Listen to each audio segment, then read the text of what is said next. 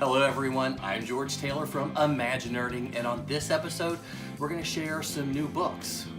I guess it's us, together, I'm going to share some new books with you. Some of these are Disney books, some of them are Star Wars books, and a few of them are just plain old theme park books, because I've discovered there's nothing like a plain old theme park book in itself. Now, not all of these books are new. Some of them are just simply new to me, things that I had run across or I've been trying to get my hands on for a while. So I hope you enjoy a look at a few of these books. So first up, let's take a look at some of the Star Wars books that I've got. And the first one is The Art of Star Wars: The Last Jedi. And this is a book that I did a video review about because it really surprised me. I think if you've had any questions about The Last Jedi, this is a good place to look. Now, you won't get a lot of answers to some of your questions, but you'll get inside the mind of Rian Johnson and the creators behind the film, and you'll see a little bit where they came from and what they were thinking about. And honestly, it made me love The Last Jedi that much more. So I highly recommend this book, and if you have any questions, check out my video review here. Next up, we've got another Star Wars Art of book, and this is one I haven't opened yet. I got this one for Christmas from my dad, and it is The Art of the Force Awakens. And I'm excited about this one after seeing The Art of the Last Jedi, because I realize those books are always wonderful, and they're fantastic to see how they got from point A to point B, so to speak, and how they created this universe. And after reading The Last Jedi, as I mentioned, I'm very excited about the Force Awakens title. Okay, so next up I've got, this is kind of a long title, it's Star Wars: The Last Jedi Cobalt Squadron, and it's not like the Journey to series, like the Journey to the Force Awakens or Last Jedi. This actually tells the story of Cobalt Squadron, which we sort of see at the beginning of The Last Jedi, and it's got Rose and her sister in it, and you get a lot about their relationship. Now, this is one that I actually read and I really enjoyed it. The time period is sort of during The Force Awakens, so it's right before The Last Jedi. You really get some amazing insight into the character of Rose and where she came from, what she did, and why she did the things that she did in The Last Jedi. So a great book. I think Star Wars fans are really going to love it. Alright, let's move into some Disney books, and the first one is really cool. It's the Pixar A Pop-Up Celebration. And I've also had a video review of this one. I'll link to it as well. It's a pretty expensive book, and this is a pop-up book, meaning, parts of it pop up and display, and you have things that happen. It's an amazing piece of artwork, and this is really something to collect. It's $65 new, and it's pretty hefty.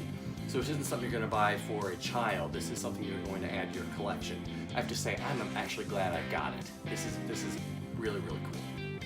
Okay, next up is The Sorcerer's Apprentice, it's adapted by Brooke Vitale and illustrated by Disney Storybook Art Team, which I think is cool.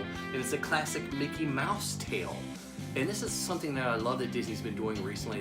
They did it with The Haunted Mansion and a few other of their titles, where they sort of take the story and adapt it for children. And it's just a wonderful book to read, sort of like as a bedtime story. And for anybody that loves Mickey Mouse, I think they're really going to enjoy this. This is one you can pick up now. Okay, so a while back I did get a review copy of the book for Aladdin on Broadway. And when The Lion King, 20 Years on Broadway and Around the World by Michael Lassell showed up, I was pretty excited because the Aladdin book was amazing. And The Lion King Broadway production has broken so many records. And this book is pretty fantastic as well. I'll have a full review of it coming later. But if you have any love for The Lion King or any love at all for the theater production or anybody involved with it, I think you're going to really love this book. I've said love a whole bunch in it. But it takes us through a history of the film itself and what led them to create The Lion King on Broadway and why they took so many chances, like with Julie Taymor. And you see how it exploded around the world. Like I said, a fan of The Lion King, definitely pick this up. The film or Broadway, you're going to get something from it as well. Okay, now I've got a handful of theme park and amusement park related books for you. I'm very excited about this pack as well. The first one that I'm going to look at is Electric Dreamland by Lauren Rabinovitz. And this is what I'm in the middle of reading. See where my bookmark is. This title is very academic. basically, Miss Rabinowitz is a film historian, looks at the early part of the 20th century, and she sort of translated this into the development of amusement parks. You know, like Coney Island, everything that happened in the 1890s to about 1930 or so. And it's astounding to me. It is pretty dense, but she's doing a fantastic job of tracing how this developed societally. Yeah, that's right, yeah. Along with silent films and then films, major film productions. So I'm enjoying this. It's very heavy, it's very academic, but if you have an interest in the development of amusement parks, I think this is a great book to pick up and start reading. All right, next up is one I haven't even flipped open yet, but I'm pretty excited about. It's Historic Amusement Parks of Baltimore, an illustrated history by John P. Coleman. Again, I will collect anything that deals with amusement parks and their history, and this one looked kind of neat, and there were some parks in there that I wanted to research, so I think this will be a great original resource for me to try. So if you're in the Baltimore area, this one looks pretty cool. Okay, so I was pretty excited when a pictorial history of the Carousel by Frederick Freed showed up.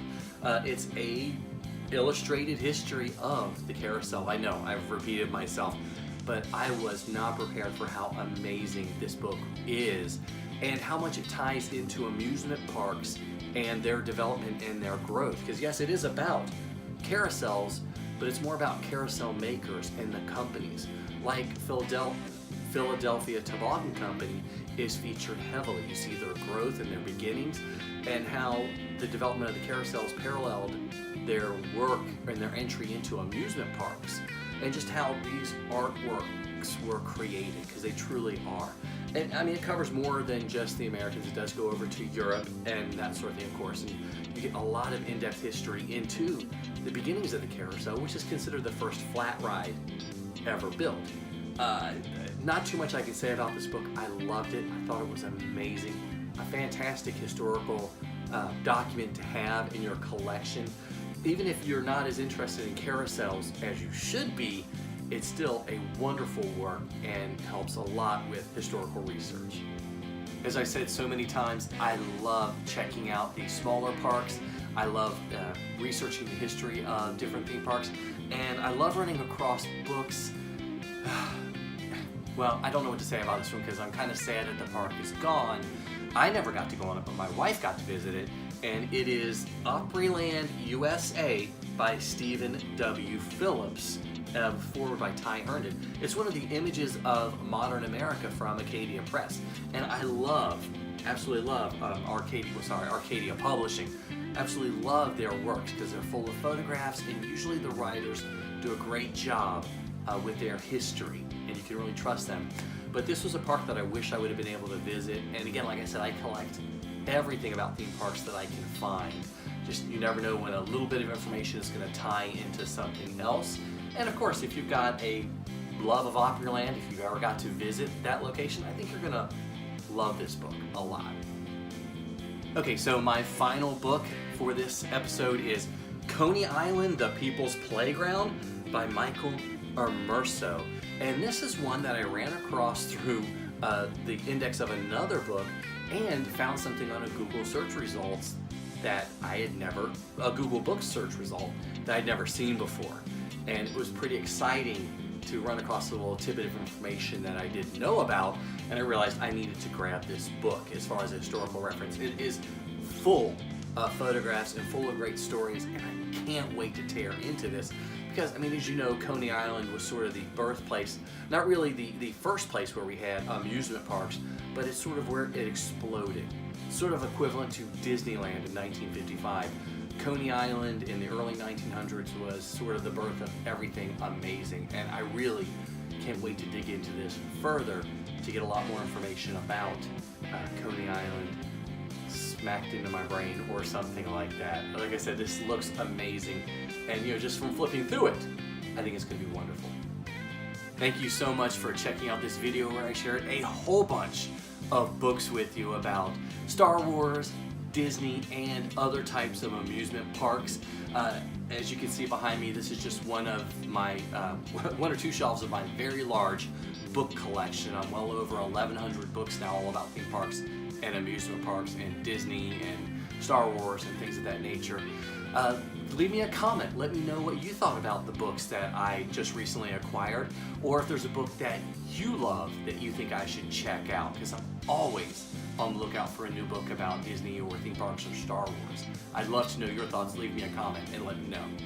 Again, I'm George Taylor from ImagiNERDing. I hope you enjoyed this episode. Give me a thumbs up if you did. Leave me a comment. And don't forget to subscribe. I don't know why I got tongue twisted on that one. Don't forget to subscribe to the channel so you can get updates whenever I release a new video about Disney parks, amusement parks, roller coasters, Disney history, theme park history, or anything else like that. I can't wait to see you in the parks.